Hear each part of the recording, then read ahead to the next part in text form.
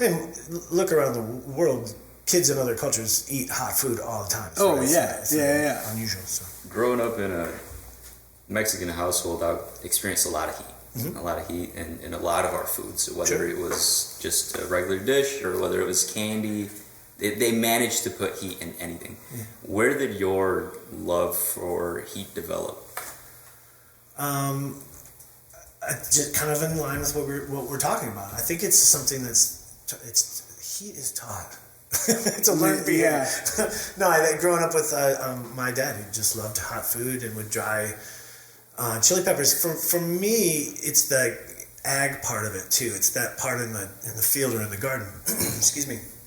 I loved watching him tend to his peppers, and I don't know if you've ever been in a big field of chilies or in a garden with a ton of chilies. It is, when we talked about China, it's valued by cultures for its because it's just, there's so many fruit, right? It's just, it's so fertile.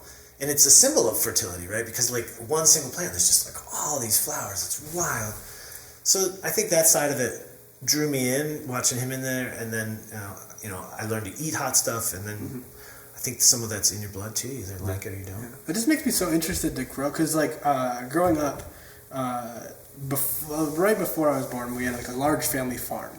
And when that kind of broke down and people kind of abandoned that and kind of started doing their own thing, we had a large garden in our backyard where my grandparents would come and they'd honestly overplant because they'd have so much produce out there that we would just be giving it away.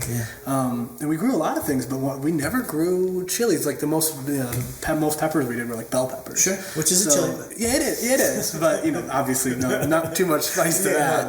No. So it is interesting to think about. I'll have to look into that after because that does sound. So there's just a ton on each plant. Yeah, I mean, obviously it's.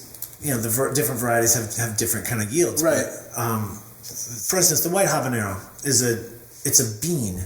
It's probably some of them get that big, but they're longer and teeny, and there are hundreds and hundreds on a single plant. It's insane. Wow.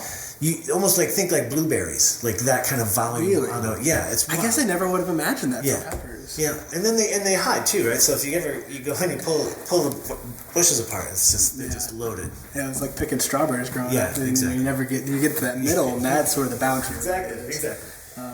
But that's really interesting.